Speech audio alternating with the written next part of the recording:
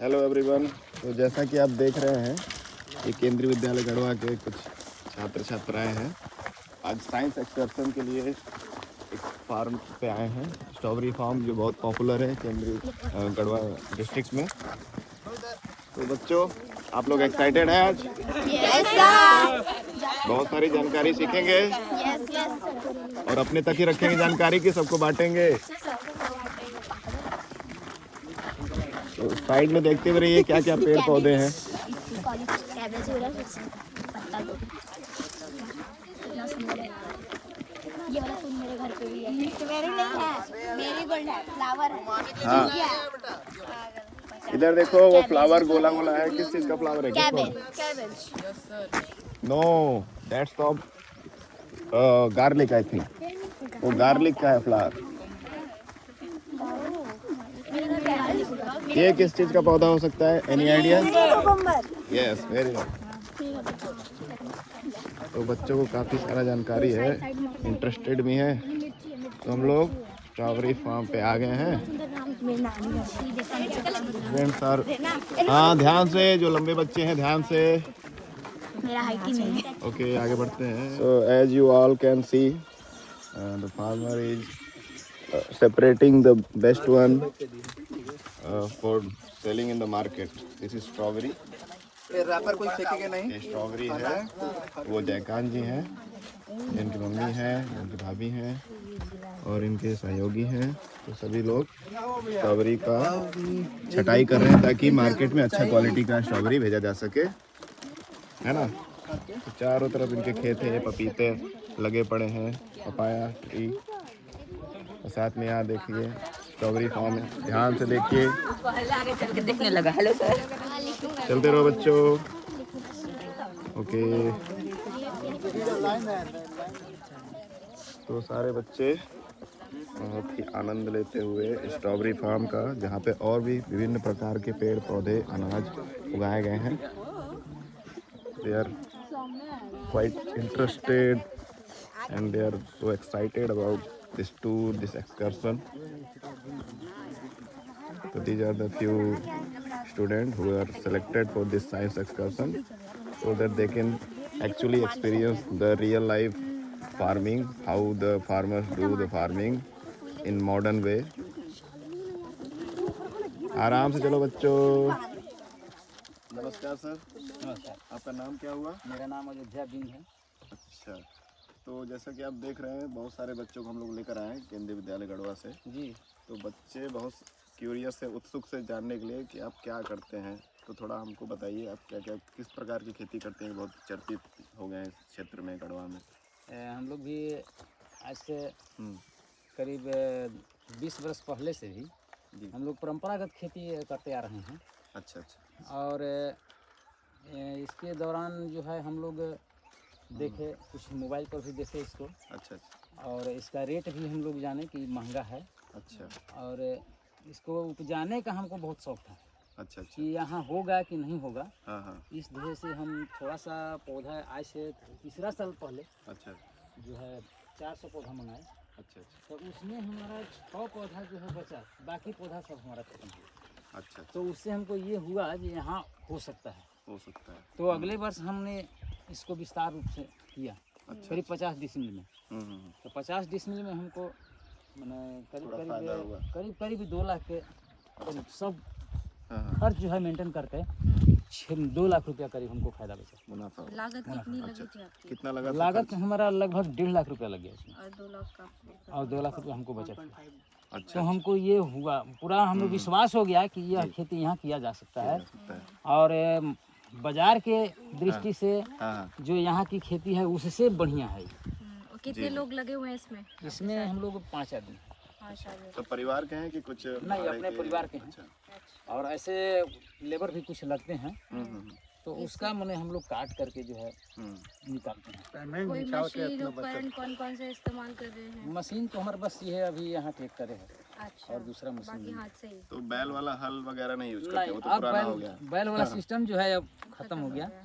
Tractor से। तो बच्चों, जैसा कि आप सुन रहे हैं कि ये बता रहे थे, ट्रेडिशनल फार्मिंग जो परंपरागत होता है पहले जैसा, वो आउटडेटेड हो गया है, क्योंकि उसमें बहुत ज़्यादा समय लगता है और हमारी प्रोडक्टिविटी और इसके साथ में भी हाँ हम मशरूम की खेती का मैंने हम थोड़ा विस्तार अच्छा करना चाह रहे हैं। हाँ हाँ और अभी थोड़ा सा कम छोटे लेवल पर छोटे स्टेज पर ये किए हुए हैं मशरूम की खेती, तो उसको भी हम लोग उसका भी कई प्रकार है, महंगा से महंगा भी है अच्छा अच्छा और अभी सस्ता से सस्ता। यहाँ तो मैंने जानकारी नहीं है आदमी की, लेकिन हम लोग जान रहे हैं। आपको इसके लिए कुछ सब्सिडी गवर्नमेंट तरफ से या फिर कोई संस्था जो इसके लिए मदद कर रही हो? हाँ जी, गवर्नमेंट की तरफ से हमको ये ड्रिप इरिगेशन मिला है, अच्छा अच्छा। जिसमें हमको ड्रिप इरिगेशन के बारे में कुछ बताइए, क्या है बच्चों को थोड़ा बताइए। पाइप ही है क्या ड्रिप इरिगेशन? थोड़ा दिखा दीजिए बच्चों को क्या है इसका फायदा क्या है, बच्चों को थोड़ा सा irrigation हुआ। एक्सप्लेन करें। अच्छा और हम लोग अपने खेत में जी मेड़ बना करके हम्म। इसको प्लास्टिक से ये ढक देते हैं अच्छा प्लास्टिक और उसके अंदर जो है इसको बिछाते हैं, इसलिए कि हम्म।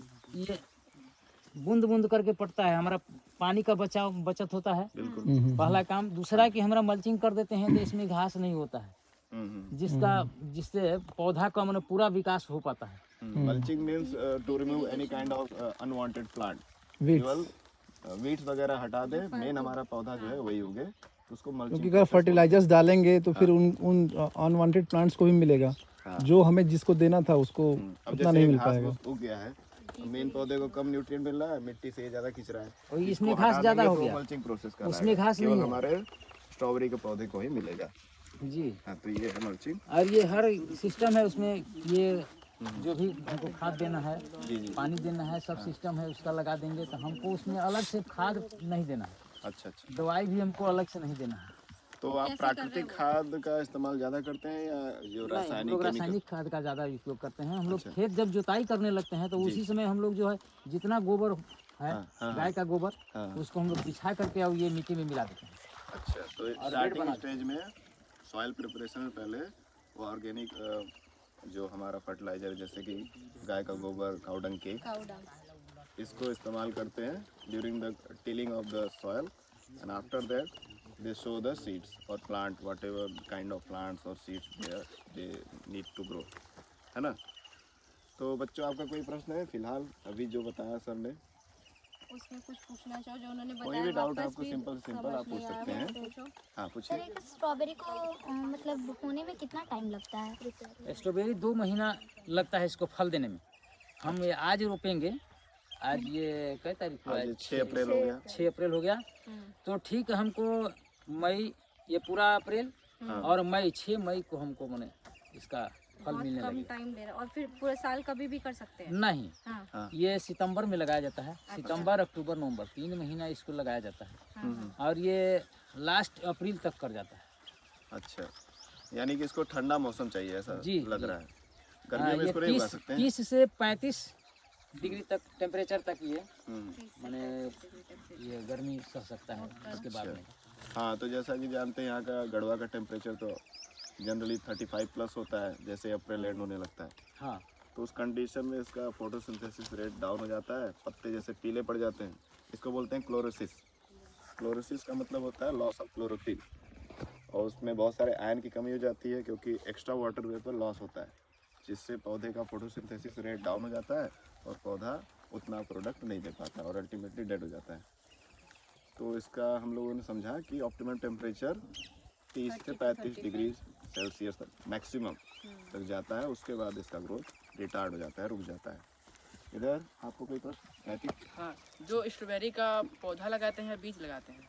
नहीं, ये पौधा लगाया जाता है। अच्छा, जैसे बीज से प्लांटेशन इसका हम लोग अलग तैयार करते हैं। अच्छा, जैसे टमाटर ये सब का किया जाता है? हाँ, उसी प्रकार इसको अलग प्लांटेशन करके सैपलिंग बीज नहीं या ये पौधा लगाया जाता है। तो स्टार्टिंग में आप कहीं से लाते हैं तो पौधा ही लाते हैं या सीड पौधा लाते हैं? पौधा ही मिलता है जी। इसका? अच्छा, अभी तो हम लोग बीज से भी मैंने ये सीडलिंग कर रहे हैं उसका। अच्छा बीज से सीडलिंग कैसे करते हैं थोड़ा बताइए बच्चों को। तो उसका जो है अभी हम लोग मिट्टी में उसको पहले अच्छा तरह से मिट्टी का जो है गोबर वगैरह देकर, पुराना गोबर वगैरह दे करके बनाते हैं और उसमें बीज को बिछा देते हैं। अच्छा, उसके बाद मिला करके और पानी पटाते रहते हैं। बीज यही जो इसके ऊपर है यही बीज यही बीज है उसका अच्छा ऊपर में। स्ट्रॉबेरी जैसे बच्चे है आप लोग आपके खाए पास होंगे। बीज? बच्चों को दिखा देंगे? होंगे अभी? बीज तो नहीं होगा, ये होगा स्ट्रॉबेरी, ये जो उसके ऊपर ऊपर स्पाइक जैसा कांटे जैसा निकला हुआ, ये इसके सीड्स हैं उसके सरफेस पे, जिसको हम लोग खाते भी हैं। इन्हीं सीड्स को सीडलिंग प्रोसेस से पहले तो ग्रो कराया जाता है। सीडलिंग प्रोसेस बच्चों ये देख रहे हैं ना, आप टच करके भी देख सकते हैं, थोड़ा कांटे जैसा है, स्पाइस जैसा। तो whole surface of the strawberry is covered with seeds and these seeds are used to grow the plant और प्लांट। ठीक ना? बहुत छोटा बीज है। हाँ, छोटा बीज पकड़ो, खाना नहीं, उसको धोकर खाना हो सकता है, इसको फर्टिलाइजर डालना। तो जैसा कि सर ने बताया, सीडलिंग प्रोसेस या जिसको प्लांटेशन बोलते हैं, ट्रांसप्लांटेशन भी बोलते हैं, कि यदि कोई पौधे का सीड काफ़ी कमज़ोर होता है ना, या पौधा छोटे स्टेज में काफ़ी कमज़ोर होता है, तो पहले उसको थोड़ी सी मिट्टी में उसके सीड्स को ग्रो कराते हैं। जब वो थोड़ा कैपेबल हो जाता है तब उसको मेन फार्म में या लैंड में उगाते हैं। अगर डायरेक्टली उसके सीड को डालेंगे खेत में तो ग्रो नहीं कर पाएगा, डायरेक्टली उतने टेम्परेचर को वो सह नहीं पाएगा। तो ऐसे ट्रांसप्लांटेशन आप कई सारे स्टेजेस में देख सकते हैं, जैसे कि पैडी, चावल का खेती भी इसी प्रकार से होता है, ये टमाटर का, बैगन का, ये सब जो होता है। तो इसको बोलते हैं ट्रांसप्लांटेशन, यानी छोटी मिट्टी में पहले इसको उगाएंगे थोड़ा छोटा पौधा, फिर उसको मेन खेत में डालेंगे तो ये ट्रांसप्लांट हुआ, है ना। इन सब पॉइंट्स को आप नोट करते रहिए। ठीक है सर, हाँ, मल्चिंग प्रोसेस का कितना फायदा होता है? मल्चिंग प्रोसेस का क्या फ़ायदा बताइए। मल्चिंग का यही घास नहीं होने देता है। ये जो हम ये बिछाते हैं, इसमें देखिए, इसमें नहीं बिछाए हैं, इसमें ज़्यादा घास है। हाँ, और उधर उसमें बहुत कम बिछाए देखने को हैं मिलेगा। तो उसमें घास नहीं है। देखिए, मल्चिंग का जैसे अभी सब कुछ देर पहले ही बताया थे, मल्चिंग से अनवांटेड प्लांट, दो तरह के प्लांट होते हैं, वांटेड, एक अनवांटेड। वांटेड मतलब जिसकी हमको ज़रूरत है, जिससे हमको कुछ चाहिए, फसल, अनाज, फल। तो ये स्ट्रॉबेरी हमारा फल है, इसी से हमको फ़ायदा होगा। घास को तो बेचेंगे नहीं, उसे कुछ मिलेगा नहीं। तो घास को हटा देंगे, केवल स्पेस देंगे अपने स्ट्रॉबेरी के पौधे को, तो वो ग्रो करेगा, फ्रूट देगा, जिससे हमारी इकोनॉमिकल कंडीशन अच्छी होगी, पैसे कमाएंगे। अब घास अगर दिखा देते हैं सर तो क्या फोटो में, करेगा, मिट्टी से न्यूट्रिएंट खींचेगा, ये भी तो ग्रो करता है फोटो दिखा देते है ना। तो घास अगर ज़्यादा उग जाएगा तो उसको कम न्यूट्रिएंट मिलेगा मिट्टी से, अधिकतर यही खींच लेगा, तो उसका ग्रोथ कम होगा, तो उसमें फ्रूट कम लगेंगे। इसलिए मल्चिंग करके अनवांटेड प्लांट को पौधा में उस पौधा में अंतर लग रहा है। हाँ, देखिए जैसे इधर बहुत सारे घास है और यहाँ पे आप देखेंगे देखो, हमानियों खिंचवा रहा वीडियो में, तो इसीलिए यहाँ पे ज़्यादा ग्रोथ है, स्ट्रॉबेरी का पौधा ज़्यादा बड़ा दिख रहा है as compare to that land, है ना। तो मल्चिंग बहुत ज़रूरी है ताकि अनवांटेड प्लांट्स और या फिर एक्स्ट्रा जो न्यूट्रिएंट है मिट्टी को नमी बनाए रखता है। जैसे इसमें सिंचाई हो गया अंदर तो इसका जो है वेपोरेशन नहीं होगा, ये वाटर को कवर है। इवेपोरेट होने से बचाता है। हाँ, हाँ, वेरी गुड, वेरी गुड। तो जैसे कि वहाँ पर लैंड वैसे ओपन है और यहाँ पर लैंड को इन्होंने क्यारी के रूप में कवर किया प्लास्टिक से। प्लास्टिक का काम क्या होता है, वाटर के लॉस को बचाना। अगर डायरेक्टली सनलाइट पड़ेगा और कुछ कवर नहीं है तो मिट्टी में का पानी जो है सब भाप बन के उड़ जाएगा, पौधे को कम मिलेगा। पहले की गई होगी कि ये स्टार्टिंग में किया कैसे नहीं, किया गया? ये मल्चिंग पहले बिछा दिया जाता है। इसके बाद ये जो हम लोग काट करके इसको बनाते हैं और तब इसमें पौधे को ये लगाते पौधे हैं। लगाते हैं। चलो, उतने ही पार्ट को ओपन किया जाएगा जहाँ पे हमें सीड मतलब लगाना है प्लांट से अपने, बाकी सब कवर रहेगा। ये स्ट्रॉबेरी का पौधा कितना बड़ा हो सकते हैं? बस ये हो गया पौधा, अब इससे बढ़ेगा नहीं ज़्यादा, ये जितना बढ़ना है बस हो गया ये। सर स्ट्रॉबेरी के पौधे किस कैटेगरी में? किस कैटेगरी में? प्लांट की किस कैटेगरी में? हाँ, ये हर्ब्स में आते हैं। जैसा कि हम लोगों ने ऑलरेडी पढ़ा हुआ है कि ऐसे पौधे जिनका जो स्टेम अनडिफरेंशिएटेड होता है, एकदम सरफेस से अटैच रहता है। क्लास 6 में आप लोगों ने पढ़ा भी होगा, कुछ बच्चों ने जो लास्ट ईयर थे, कि ऐसे पौधे जिनका स्टेम ग्राउंड से एकदम कनेक्टेड रहे तो उनको हम लोग हर्ब्स की कैटेगरी में रखते हैं। तो ये हर्ब्स ही है और हर्ब स्टेज में, इसी स्टेज में ये मैक्सिमम आउटपुट देता है, फ्रूट्स देता है। ठीक है, अब जैसे पीछे आप लोग देखिए, उधर वो बड़ा पेड़ आपको दिख रहा है, वो पेड़ हो गया, वो ट्री कैटेगरी, क्योंकि उसका स्टेम ग्राउंड से कई फीट ऊपर है। तो स्टेम ब्रांचेस के आधार पे प्लांट्स के कैटेगरी बनाए जाते हैं कि वो हर्ब्स है, ट्री है या श्रब के रूप में आप देख सकते हैं। फिलहाल जैसे ये है पपाया ट्री, इस श्रब की कैटेगरी में लिया जा सकता है क्योंकि इसकी हाइट 5 से 6 फीट है, अब 2 ग्राम, है ना। और क्या पूछना है आपको बच्चों? सर, एक प्लांट में लगभग कितने स्ट्रॉबेरीज होते हैं? एक प्लांट में करीब 80 से 90 फल इसका आता है। मैक्सिमम। मतलब तोड़ने के बाद फिर वापस ग्रो कर जाते हैं ऐसे। हाँ हाँ। और फिर ये एक टाइम बाद ये फिर प्लांट्स मतलब वेस्ट हो जाएंगे, इसमें आना बंद हो जाएगा स्ट्रॉबेरी। हाँ, इसके बाद ये अप्रैल, लास्ट अप्रैल तक इसका लास्ट हो जाएगा। अच्छा, उसके बाद नहीं आएंगे ना? नहीं इसमें? आएगा। फिर ये पौधे मतलब खुद ही निकल तो इसका पौधा जो है फिर ये क्या कहते हैं, ट्रांसप्लांटेशन। हाँ, तो ये देना शुरू कर देगा अच्छा। अपने में। इसको हम दिखाएंगे, देखिए ये जो है ये फल देना बंद कर दिया है अब इसका जो है ये गाछी जो है, हम लोग गाछी बोलते हैं इसको। ये जाएगा, मिट्टी पकड़ेगा इसे। अच्छा। यहाँ पर इसे मिट्टी पकड़ेगा और यहीं से ये गाछी तैयार हो जाएगा। अच्छा। ये जो है गाछ तैयार हो जाएगा, इसके बाद फिर ये आगे बढ़ेगा। हाँ हाँ, समझ गया। यहीं तक नहीं रुकेगा, ये आगे बढ़ेगा फिर देगा ये गाछ। तो जैसे बच्चों आपको बता रहे थे सर कि इसका जब मैच्योरिटी लेवल हो जाता है, मैच्योर हो जाता है कम्प्लीटली, तो इसके स्टेम ग्रो करते हैं, सॉइल से कनेक्ट हो जाते हैं। जहाँ से सॉइल से कनेक्ट हो गए वहीं से स्टेम से रूट निकल जाएगा। फिर ये आगे ब्रायोफाइलम टाइप का। लेकिन ब्रायोफाइलम में तो लीफ से होता है, यहाँ स्टेम से होता है। ठीक है। सर स्वीट पोटैटो में होता है। अपने आप हो जाएगी ये चीज। हाँ, थोड़ा सा मिट्टी से उसे ढकना पड़ेगा स्टेम को।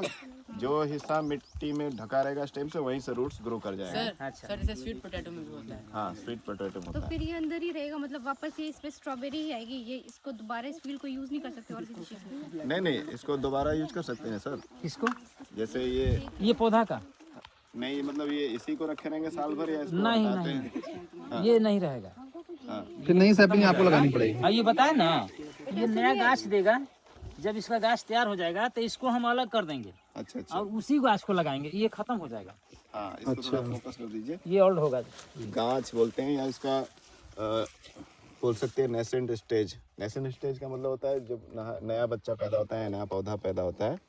तो ये अब अपना जितना फ्रूट देना था वो दे चुका है। हाँ। इसके बाद ये रेड कलर का जो स्टेम निकाला है, ये नेसेंट स्टेज है।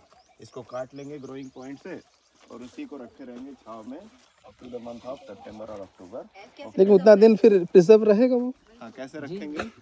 कैसे रहेगा? फिर इसको यहाँ से काट के निकाल देंगे तो आप फिर इसको प्रिजर्व कैसे करते हैं फिर? इसको फिर अलग मिट्टी में रखेंगे। मिट्टी में ही रखेंगे। हाँ छाव में रखेंगे ना? हाँ। धूप से तो नहीं बचा नहीं के? नहीं, उसका कोई दिक्कत नहीं है। अच्छा। ऐसे हमारे यहाँ तो सुविधा नहीं है, हाँ हाँ। लेकिन और जगह इसका जो है ये क्या कहते हैं, ग्रीन हाउस शेड नेट। या पॉली हाउस, अच्छा तो उसके अंदर जो है रखता है, तो उसका ज्यादा विकास होता है। इसमें थोड़ा कम होगा। अच्छा अच्छा। और फिर इसके बाद इस लैंड को फिर आप दोबारा यूज कर लेंगे और किसी हाँ, इसको ये फिर जुताई करेंगे, इसको हटा करके मल्चिंग को, और उसके बाद दूसरा फसल लगाएंगे। इसको फसल चक्र हम लोग अपनाते हैं। आज इस वर्ष इसमें हुआ तो अगले वर्ष दूसरे खेत में लगाएंगे इसको। ये फसल चक्र के बारे में बच्चों को थोड़ा एक्सप्लेन करिए। फसल चक्र ये हुआ जिससे जैसे ये हम इस समय अभी स्ट्रॉबेरी इसमें लगाए हैं, तो इसको जो है अगले वर्ष इसमें दूसरा खेती लगाएंगे हम, जिसे बैगन लगाएंगे या टमाटर लगाएंगे। इससे होता क्या है, हमारा खेत का उर्वरा शक्ति जो है बना हुआ रहता है, और इसको फिर हम इसमें लगा देंगे तो इसमें कीड़ा का प्रकोप होगा ज़्यादा इसमें। एक ही फसल, और उतना हमको ये क्रॉप रोटेशन पढ़ा है ना? बस वही है। फील्ड में बार बार एक ही प्लांट अगर उगाएंगे या क्रॉप उसका उगाएंगे, फर्टाइल कम हो जाएगा, फर्टिलिटी कम हो जाएगा, क्योंकि एक ही तरह का न्यूट्रिएंट सॉइल से खींचेगा। तो इस वजह से हमेशा चेंज करते रहना। जैसे इस साल इसमें स्ट्रॉबेरी उगाए, नेक्स्ट ईयर शायद उसमें करेंगे और इधर कुछ और उगा देंगे। तो इससे यहाँ का न्यूट्रिएंट बैलेंस बना रहता है सॉइल का। ठीक है, तो this is known as crop rotation, या फिर क्या बोल रहे थे आप उसको हिंदी में? फसल चक्र। फसल चक्र। फसल का चक्र चलाते हैं, है ना? यानी हर फील्ड में एक नए सीजन में नया पौधा उगाएंगे, सेम पौधा नहीं उगाएंगे। ठीक है, कोई क्वेश्चन है इससे रिलेटेड आपका? Kashvi, any question? लैंड से कितना प्रॉफिट मिल रहा है, लैंड से उससे कितना कमाई हो जा रही है आपकी? जो लाइक आपको जो जिसका बोल रहे हैं गाज, जो लाइक सीड से ज़्यादा बेनिफिशियल है, या वो जो गाज आप जो बोल रहे हैं उससे बना ज़्यादा बेनिफिशियल है? ये अच्छा क्वेश्चन है। ये जो है इसका जो ये गाछ हम तैयार करेंगे, इस ये एक क्या बोलते हैं उसको, ये कलम जो बांधते हैं हम लोग, स्टेम कटिंग। स्टेम कटिंग तो उस प्रकार का हो जाता है। कलम वाला जो है अभी आम भी आता है, कलमी आम ये बोलते हैं। कलमी आम बोलते हैं, तो उसमें ज़्यादा फल आता है फल ज़्यादा और आता छोटा पौधा में भी ज़्यादा फल आता है, उसी प्रकार के ये हो गया। ये ज़्यादा ग्रोथ नहीं भी करेगा लेकिन फल उतना देगा ही। लेकिन बच्चे का प्रश्न है कि जैसे गाछ से ज्यादा फल निकलने का चांस है कि बीज से उगाएंगे तो नहीं, ज्यादा? गाछ से यही तो हम कर रहे हैं। ये कलम वाला जो है ज़्यादा देता है और गाछ से जो है वो कम देगा। अच्छा, हाँ। ठीक। हाँ, एनी अदर क्वेश्चन कुछ है आपके दिमाग में तो आप पूछ सकते हैं। आपके पीछे एक मशीन है बच्चों, उसको देखिए क्या है। वो पानी फिल्टर, थोड़ा सा सामने से हट जाइए, कैमरा भी आते रहे बच्चों। पानी फिल्टर है वो। देख के इसके बारे में बताइए थोड़ा सा। हाँ, आप आ जाइए। ये हमारा पानी फिल्टर हुआ, इसमें पानी आता है। तो पानी कैसा, ये मतलब ग्राउंड वाटर को आप वाटर को फिल्टर करेंगे? जमीन से हाँ। पानी खींचा जा रहा है? नहीं, ये बाहर से पानी आता है कुआं से। कुआं से? और अच्छा, कुआं वही से आता है, इसमें फिल्टरिंग होता है, सप्लाई होगा पानी हाँ, हाँ। और उसके बाद तब ड्रिप में जाएगा। अच्छा, और ये अगर ये फिल्टरिंग नहीं होगा पानी तो ये जाम हो जाएगा ड्रिप मेरा, तो पानी का अच्छा, सिंचाई जैसे नहीं ये हो पाएगा। फ्लोराइड से जो अगर आएंगे तो ये होल्स छोटे छोटे होते हैं, हाँ, हाँ, क्लॉग तो कर ये देगा। हाँ उसको ब्लॉक कर देगा, तो उसकी वजह से प्रॉब्लम आ सकती है। देखिए जैसे कि इस पे दिख रहा है ये वाइट पैचेस, हाँ, तो ये पानी में जो एक्स्ट्रा आयन है, मिनरल्स हैं, वो चिपक जाते हैं सरफेस से। तो जैसे कि हम लोग घरों में अपना पानी पीने के लिए फिल्टर करते हैं, यहाँ पे खेतों में पानी डालने के लिए भी फिल्टर किया जा रहा है। क्यों? क्योंकि अगर फिल्टर नहीं करेंगे तो मशीन के अंदर वो जम जाएगा मिनरल, और पाइप को इतना जो खर्चा आया है, काफ़ी कॉस्टली मेथड है ड्रिप इरिगेशन, तो पाइप पूरा ब्लॉक हो जाएगा तो पानी का सप्लाई रुक जाएगा। एक तो लॉस होगा क्रॉप का भी, साथ ही साथ हमारा मशीनरी भी ख़राब हो सकता है। दैट्स वाई ये फिल्टरिंग यूनिट लगाया गया। इसका मशीन का नाम क्या है? मशीन का नाम ये पायनियर कंपनी का है, ये फाइनल कंपनी का है। और फिल्टर है ये फिल्टर है। और ड्रिप इरिगेशन का कोई अलग मशीन होता है कि यही सब ये रेगुलेट यही करता है, कंट्रोल? इसमें नहीं, ये यही। पार्ट तो ये फिल्टर यही। फिल्टर का पार्ट हो गया। वो कौन सा पार्ट है सर? कौन? ये कौन साइज का जो वो नीचे जो है ऐसे, कॉनिकल शेप में? ये डबल होता है, वो प्रेशर बनाता है वहाँ से। अच्छा, प्रेशर बनाता है। हाँ, वहाँ से पानी का प्रेशर बनाएगा। गर्ल्स आ जाइए, आप भी देखते रहिए। आई थिंक ये बैरोमीटर है खेत में जो इधर प्रेशर भी आ सकते हो, मेजर करता होगा। अच्छा, इसमें कुछ अगर आपको सपोज पेस्टिसाइड को डालना है तो क्या इसी से पेस्टिसाइड्स को डालते हैं, कैसे क्या करते हैं? यहाँ देखिए, इसमें ये घोल बनता है इसमें और ये फुटबॉल हुआ इसका। अच्छा, इसमें हम डाल देंगे। तो यहाँ से वो हाँ, यहाँ से जो है और लेता रहेगा थोड़ा थोड़ा। उसको जो है अच्छा, जिस पाइप से पानी जा रहा है उसी से फिर वो थोड़ा fertilizer को भी थोड़ी supply थोड़ी कर देगा। क्वांटिटी में, जो भी थोड़ी थोड़ी क्वांटिटी में जाता रहेगा और सप्लाई होती रहेगी।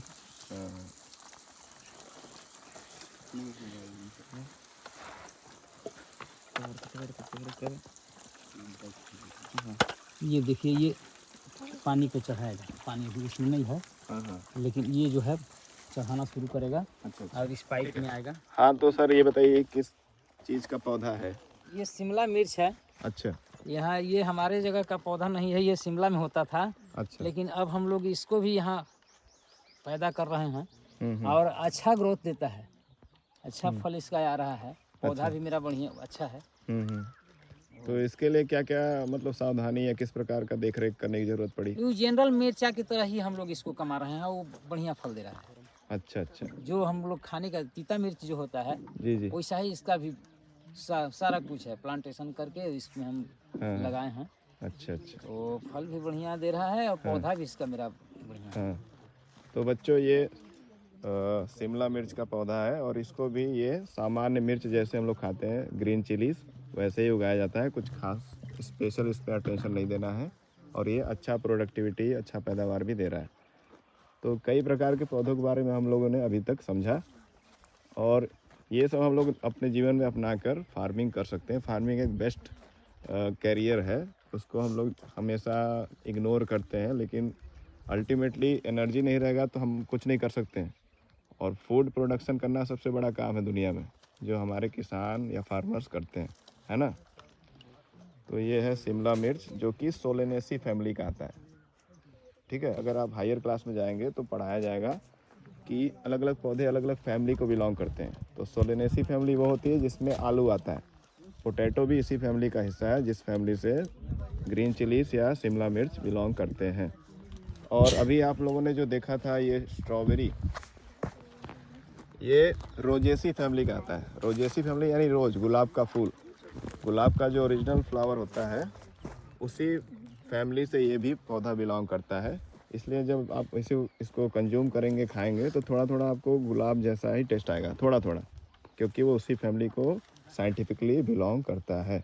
ठीक है। तो अभी तक हम लोगों ने शिमला मिर्च, एप्पल, स्ट्रॉबेरी, ड्रिप इरिगेशन में लगने वाला मशीन जो वहाँ पे आप देख रहे हैं, इन सब के बारे में जानकारी से ली।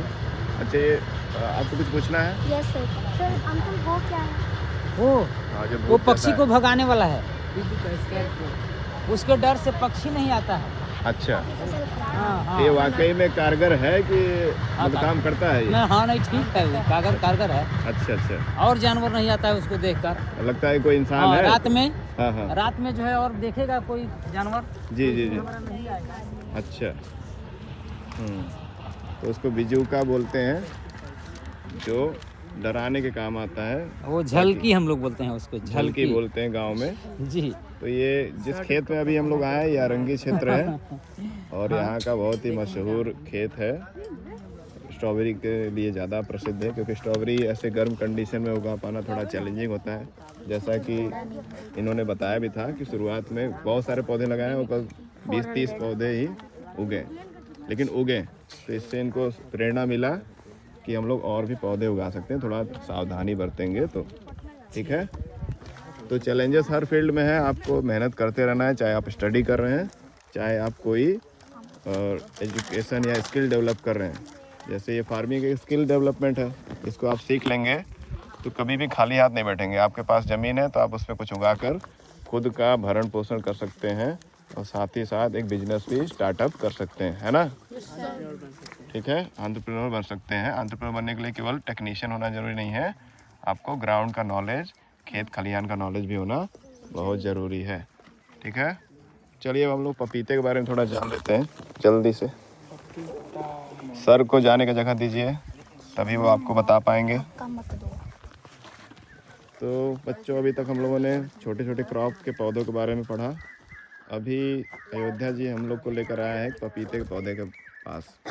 तो बच्चे इसके बारे में क्यूरियस हैं कि पपीता तो हम सभी खाते हैं, तो कैसे इसको उगाया जाता है, बताइए, थोड़ा जानकारी दीजिए। पपीता का भी प्लांटेशन तैयार किया जाता है। अच्छा अच्छा। उसके बाद उसको हम लोग खेत में लाते हैं। अच्छा। इसके लिए जो है वही गोबर का खाद, गोबर सड़ा हुआ गोबर, मैन्योर यानी कि जी मिट्टी में मिला करके इसको खेत को तैयार करके, हाँ हाँ, और 2 फीट बाई 2 फीट का गड्ढा करके, अच्छा, और उसमें जो है इसको लगाया जाता है। तो अच्छा। हमारा ग्रोथ ये पपीता अच्छा देता है। और ये 2 फीट बड़ा होने के बाद ही फल देना शुरू कर देता है। हाँ। और 2 फीट से लेकर ये 10 फीट जाते जाते तक हमको फल देता है। अच्छा, तो 2 से 10 फीट में ये फल देने लगता है? नहीं, 2 फीट से शुरू होता है ये फल देना। अच्छा। और 10 फीट जाते जाते तक फल देता है। तो 2 फीट में ही देने लगता है? हाँ, काफी 2 फीट कम में। ऊंचाई पर ही देने लगता है जी फल? जी। अच्छा, और ये 2 फीट होने में कितना समय लगता है? समय इसका लगभग 2 से 3 माह लग जाता है। अच्छा, तो पपीते का जो पौधा हम लोग देख रहे हैं या कोई भी सामान्य पौधा, इनके अनुसार 2 फीट की ऊंचाई होगी तो वो फल देना शुरू कर देता है, और इसमें 2 महीना लगता है, 3 महीना लगभग लगता है 2 फीट की ऊंचाई प्राप्त करने में। और उसके बाद जितना ही ऊंचा होता जाएगा उतने ही उसमें फ्रूट्स लगेंगे, उतना ही उसमें फर्टिलाइजेशन होगा। जैसा कि हम सभी जानते हैं, फ्रूट जो होता है फर्टिलाइजेशन का प्रोडक्ट है, तो जब तक फर्टिलाइजेशन नहीं होगा तब तक कोई भी फ्रूट हमको प्राप्त नहीं होगा। तो ये हमारा पपाया ट्री है और इसमें बहुत सारे पपाया के फ्रूट लगे हुए हैं। अच्छा, कोई खराब? हाँ, पूछिए। ये पपाया कब तक फ्रूट देता है? इसका ट्री कब तक फ्रूट देता है? कब तक देगा मतलब पूरे अपने लाइफ टाइम में कितना समय तक दे सकता है ये? इनका ये अभी जो है अभी फल है, हाँ। ये जुलाई तक लास्ट कर जाएगा, इसमें फल बंद हो जाएगा। फिर जो है ये सितंबर से मतलब ये इसमें फल आना शुरू हो जाएगा, और अभी ये जुलाई तक। अच्छा, तो यानी ये जुलाई तक फ्रूट देगा, उसके बाद फिर कब शुरू करेगा? ये फिर सितंबर से फल लगना शुरू होगा। अच्छा, तो जुलाई के बाद अगस्त सितंबर 2 महीने का गैप लेता है पौधा और फिर ये फ्रूट देना शुरू कर देता है। ठीक है बच्चों, आप सब नोट कर रहे हैं पॉइंट्स को? हाँ, वेरी गुड।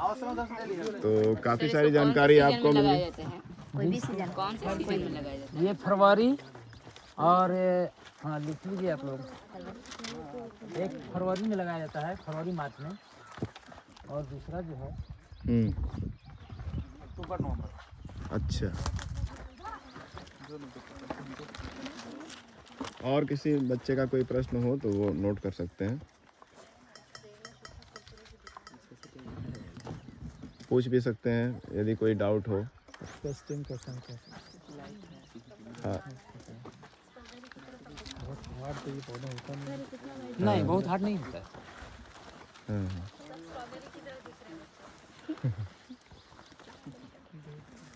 अच्छा, पपीता का अगर हम लोग देखें, यहाँ पे सब बच्चे ये फील किए होंगे, छोड़ दीजिए। तो जैसे पिंच मैंने किया तो इसमें वाइट कलर का कुछ केमिकल निकल रहा है, इसको बोलते हैं पपाइन। पपाइन एक तरह का एंजाइम होता है जो प्रोटीन को डाइजेस्ट करता है ना। प्रोटीन को डाइजेस्ट करने में बहुत ही सहायक होता है। ये केवल इसके सरफेस पे नहीं होता, अंदर भी होता है। इसलिए हम लोग जब खाते हैं तो फूड का डाइजेशन थोड़ा इम्प्रूव हो जाता है, फास्ट हो जाता है। तो पपाया में होता है papain, that is the enzyme for digesting protein which we can see as a glue when we pierce और पिंच फ्रूट। एंजाइम ऐसा चीज़ होता है जो किसी भी चीज़ के डाइजेशन या ब्रेकिंग को फास्ट कर देता है, डिस्ट्रॉय नहीं करता है। लेकिन एक्सेस कोई चीज़ हो जाएगा तो डेफिनेटली उसका हार्म तो होगा ही। सलाइवा भी एक एंजाइम है, सलाइवा के अंदर एंजाइम भी है, वाटर भी है, मिनरल्स भी है। ठीक है, चलो बच्चों, तो आपने काफ़ी सारी जानकारी इकट्ठा कर ली आज PVEP के अंतर्गत। PVEP आप सभी परिचित है उससे। PVEP क्या है?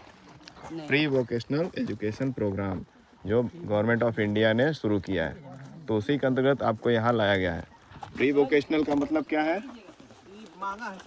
यानी कि आपको छोटे स्टेज से, क्लास 6, 7, 8 में ही अभी आप हैं, तो छोटे स्टेज से ही आपको कोई जॉब क्रिएट करना है, एंटरप्रेन्योर बनना है, कुछ नया रोजगार उत्पन्न करना है, कुछ सीखना है, तो उसके लिए आपको तैयार करना है स्कूल लेवल पे ही। जो आपके सब्जेक्ट रिलेटेड टॉपिक्स हैं उसको अगर आप ग्राउंड लेवल पे जाके देखेंगे, जैसे अभी तक आप लोगों ने केवल खेत खलिहानों के बारे में पढ़ा ज़्यादा था, और किसी का खेत होगा तो एक्सपीरियंस भी किया होगा, लेकिन अधिकतर लोग ये एक्सपीरियंस नहीं किए रहते हैं।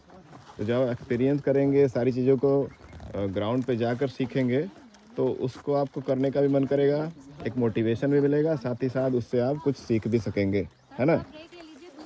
ठीक है, चलिए तो अभी फ़िलहाल ब्रेक लेते हैं। देख रहे हैं अभी बच्चों को अयोध्या जी स्ट्रॉबेरी दे रहे हैं। हमारा टूर कंक्लूड हो रहा है, तो उसके पहले बच्चों को थोड़ा स्नैक्स के रूप में खीरा ककड़ी दे रहे हैं, जो कि काफ़ी हेल्दी फूड है बच्चों के पॉइंट ऑफ व्यू से। ठीक है, से बहुत अच्छा है। हाँ, तो कैसा टेस्ट है स्ट्रॉबेरी का बच्चों? मीठा खट्टा। अच्छा बताइए, खट्टे फ्रूट्स में या किसी फूड आइटम में कौन सा विटामिन होता है? Very good. हाँ ये भी सब सिट्रस फ्रूट में आएगा। हाँ, ये सिट्रस फ्रूट में तो नहीं आता है। ये विटामिन सी काफ़ी मात्रा में होता है, और साथ में अन्य बहुत सारे विटामिन भी होते हैं। तो जैसा कि आप जानते हैं, विटामिन सी एक वाटर सॉल्युबल विटामिन है, सर विटामिन बी भी तो हमारे बॉडी से यूरिन के रूप में या स्वेट के रूप में, पसीने के रूप में निकलता रहता है। इसलिए हमको प्रतिदिन विटामिन सी का कोई भी फूड आइटम जरूर खाना चाहिए। सर हम पढ़े थे ना, विटामिन बी भी सॉल्युबल। हाँ, मैं अभी फिलहाल सी का है तो उसका बता रहा था। बी और सी दोनों वाटर सॉल्युबल है, और इसकी ज़रूरत बॉडी को प्रतिदिन पड़ती है, बॉडी से निकलता भी रहता है। दैट्स वाई हाँ, यूरिन के फॉर्म में, पसीने के रूप में, इसलिए उसको बैलेंस करने के लिए हमको कुछ ऐसे फूड आइटम खाते रहने चाहिए जिसमें विटामिन बी और सी हो। जैसे देखिए, आस्था गुप्ता बड़े चाव से खा रही हैं स्ट्रॉबेरी। कैसा लग रहा है टेस्ट? कम्प्लीटली स्वीट या फिर समथिंग सॉर? दोनों। अच्छा, तो स्वीट टेस्ट किस न्यूट्रिएंट का निशानी होता है? Carbohydrate. Carbohydrate, very good, carbohydrate. हाँ, तो अगर कहीं पे किसी फूड आइटम में स्वीट टेस्ट है, दैट मीन्स उसमें कार्बोहाइड्रेट है। और जैसे जैसे वो पकता है उसका विटामिन सी कम होते जाता है और कार्बोहाइड्रेट ज़्यादा होते जाता है। तो बच्चे अभी फ़िलहाल एंजॉय कर रहे हैं टूर के एंड में, स्ट्रॉबेरी खा रहे हैं, खीरा खा रहे हैं, हेल्दी डाइट खा रहे हैं स्नैक्स के रूप में। संभाल नहीं पाएगा, तो नेचर ने इसको अलग ही प्रॉपर्टी दिया है कि इस मिट्टी के सहारे ही जहाँ जहाँ ये मिट्टी कांटेक्ट में आएगा वहाँ से इसके रूट्स निकलने लगेंगे, तो ये क्रीप करेगा। जुड़ा हुआ होगा ना यहाँ से। हाँ हाँ, कहीं कहीं ऐसा ही जो है ना, सवाल एक आया ना जी, कि ये इसमें बहुत बड़ा फल है, हाँ तो ये रोक नहीं पाएगा। हाँ। ऊपर अगर रहेगा तो इसमें जो है ये हाँ बर्दाश्त नहीं कर पाएगा। उसी प्रकार कोई आदमी था हाँ। और एक आम के पेड़ के नीचे सोया हुआ था, सोच रहा था हाँ कि भगवान ने ये बहुत गलत किया है, हाँ जो इतना बड़ा पेड़ बनाया है और फल इतना छोटा लगाया है। हाँ। और ये कोहड़ा जो है, कोहड़ा जानते हैं? कोहड़ा, पम्पकिन। तो उसको कहा जी ये कितना प्रकृति ने बनाया है, जो इसमें जमीन में रखा है ये इतना बड़ा फल दिया है। हाँ तो उसके बाद सोए सोए उसको उसके मुंह पर एक आम गिर गया। हाँ तब उसको शिक्षा मिला हाँ। जी अगर वो बड़ा वाला पेड़ रहता है वो भी हमारे ऊपर गिर जाता तो हमको क्या होता। तो जो जहाँ पर है वो तो सही है, है। प्रकृति ने जो बनाया है वो बहुत सोच सही समझ के बनाया है। तो हम लोग ये अगर ऊपर लटका रहता और गिरता तो जो उसको उगाया रहता उसी को ले बीतता है, तो है ना। तो इसलिए ज्यादा ऊंचा पेड़ पे छोटा फल। छोटे छोटे वीडियोस बनाओ, गरम हो। ठीक हो गया। अभी जैसे बच्चों आपको स्ट्रॉबेरी की खेती कैसे होती है, कैसा क्लाइमेट, कैसा टेम्परेचर चाहिए, ये सारी जानकारी सर ने दी। ये हमारे अयोध्या बिंद जी हैं, यहाँ के मेन फार्मर, और इनके परिवार के लोग भी इनका सहायता करते हैं और सारा ये प्रोडक्टिविटी इनकी मेहनत की बदौलत है। तो आगे कुछ और फ्रूट्स का बताइए। जैसे यहाँ पे बीच बीच में हम लोग क्या देख रहे हैं, पौधे लगे हैं। अमरूद का है कि किसका पौधा है? ये सेब का है। सेब का है। सेब तो जनरली हम लोग सुनते हैं हिमाचल में ठंडे प्रदेशों में होता है, तो यहाँ पर लगाए, ये होने का संभावना है? हाँ, इसलिए होने का संभावना है जी कि हिमाचल और यहाँ का क्लाइमेट जो है जी, थोड़ा अंतर है, थोड़ा अंतर है, ज़्यादा नहीं, अच्छा थोड़ा अंतर है। अच्छा। तो हम लोग इसको लगा के देख रहे हैं कि यहाँ कैसा होता है। या हमारा ये जो 18 महीना में पौधा फल देने वाला है, 18 महीने में? हाँ। अच्छा। तो लगभग ये 12 महीना हो चुका है। 6 महीना बाद इसको हमको पता चलेगा कि कैसा फल दे रहा है कि नहीं। तो बच्चों, जैसा कि बताया सर ने कि ये एप्पल का प्लांट है, अभी तो प्लांट ट्री तो बना नहीं है, और 18 महीने में एक्सपेक्ट कर रहे हैं, उम्मीद की जा रही है कि इसमें फल लगेंगे। 12 महीना हो गया है ना जी 12 महीना, यानी कि अभी अगर हम जोड़ें तो मई, जून, जुलाई, अगस्त, सितंबर अक्टूबर के आसपास ये फल दे सकता है। तो ये एप्पल को लगाने के लिए क्या स्पेशल कुछ आपने किया कि जनरल सामान्य पौधे जैसा ही सब कुछ दिया है? नहीं एकदम जनरल, हम लोग जैसे अमरूद यहाँ लगाते हैं उसी प्रकार से लाके लगाए हैं इसको। तो इसकी सैपलिंग कहाँ से लाया आप? हाँ। इसको हम पौधा इसका? हिमाचल प्रदेश से मंगाए हैं। अच्छा। जी। तो इसमें भी आपने मतलब कुछ ऐसे 99 है। अच्छा। कितने पौधे मंगाए, कितने बचे, ऐसा या फिर सारे लग गए? नहीं, सभी पौधा लग गया हमारा। अच्छा अच्छा। 50 पौधा हम लाए थे, अच्छा। इसमें से सभी हमारा लग गया। हाँ जी। 50, लेकिन इधर तो कम ही देखने को मिला। छोटा छोटा और है। अच्छा अच्छा। इधर भी है। हाँ, ये छोटे छोटे पौधे भी हैं। पेड़ होगा 10 फीट, 10-15 फीट होता है। हाँ, फिर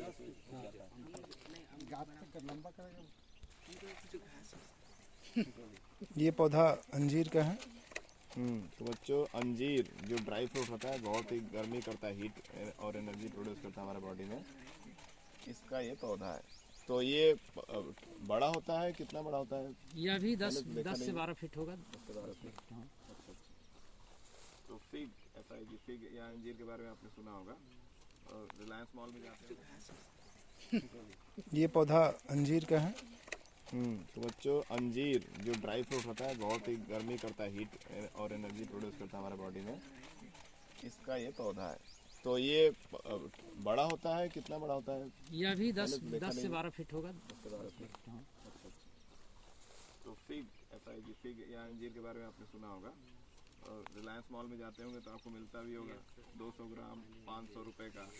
काफ़ी कॉस्टली भी होता है और काफ़ी एनर्जेटिक भी होता है। तो इसको सर्दियों में ही खाते हैं अक्सर लोग।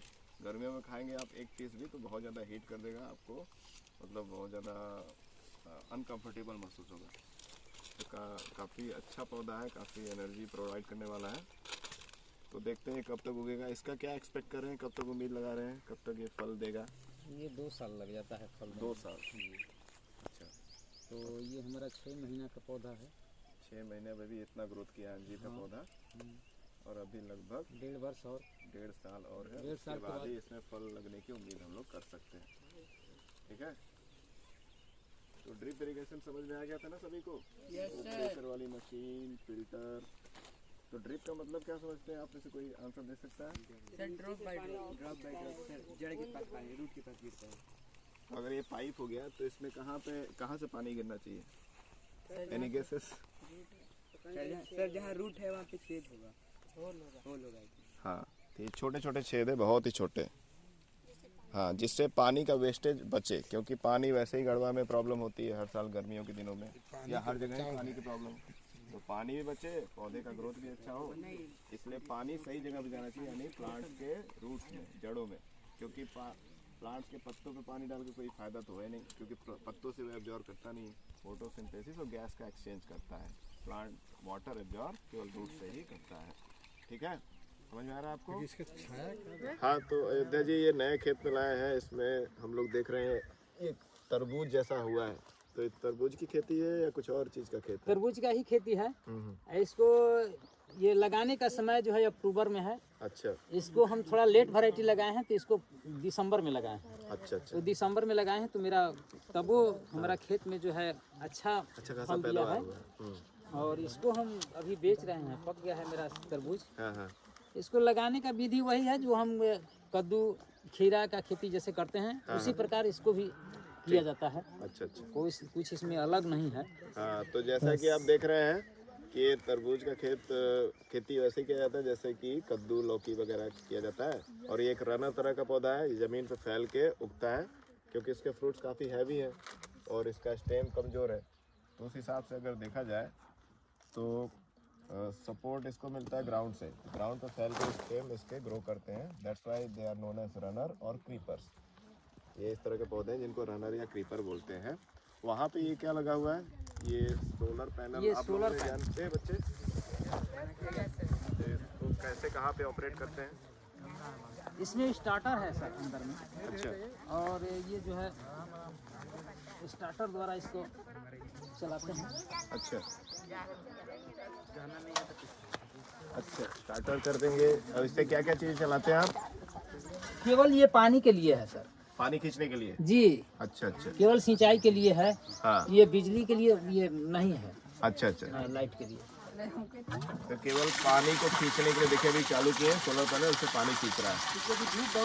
हाँ, तो सोलर पैनल जैसा कि आप बच्चे जानते हैं कि एक इको फ्रेंडली वे है कि कोई फॉसिल फ्यूल भी यूज नहीं करेंगे और हमारा सनलाइट हार्नेस होकर के हमको सबसे बड़ी बात है रिन्यूएबल एनर्जी सोर्स। हाँ, रिन्यूएबल रिसोर्स है एनर्जी का, इससे कोई हार्म नहीं है एनवायरनमेंट को। हाँ, तो बच्चों जैसा कि आपने आज साइंस एक्सकर्सन विजिट किया, काफ़ी सारी चीज़ें सीखी होंगी, तो आप में से कोई बच्चा अपना एक्सपीरियंस शेयर करना चाहता है? आपने क्या सीखा? यस सर, ये गवर्नमेंट ने बच्चों को अलाउ किया है कि वो अपने एम्स के बारे में लोअर स्टैंडर्ड से ही सीखते जाए। जैसा कि अभी हमें यहाँ पर फार्मिंग के बारे में बताया गया है। अगर किसी बच्चे को फार्मिंग के फील्ड में जाना है तो उसे आइडिया हो जाए कि कैसे फार्मिंग करते हैं, क्या क्या चीज़ें चाहिए और बहुत सारी चीज़ें। अच्छा, आप आर्यन? सर कोई चीज़ों को पढ़ने से अच्छा उसे प्रैक्टिकल देखने में ज़्यादा लर्न होते हैं, उसमें इंटरेस्ट होता है और उसके बारे में ज़्यादा जानते हैं। तो इसलिए हमें ये गवर्नमेंट ने बहुत अच्छा काम किया है कि हमें ये दिखा रहे हैं। अच्छा, तो ये गवर्नमेंट आप बार बार जिक्र कर रहे हैं, तो गवर्नमेंट ने कौन सा ऐसा प्रोग्राम शुरू किया है जिसके अंतर्गत आपको यहाँ लाया गया है? PVEP। आप में से किसी को पता है ये क्या है, इसका full form? Pre vocational education programme. हाँ, pre vocational education programme. Vocation से आप क्या समझते हैं?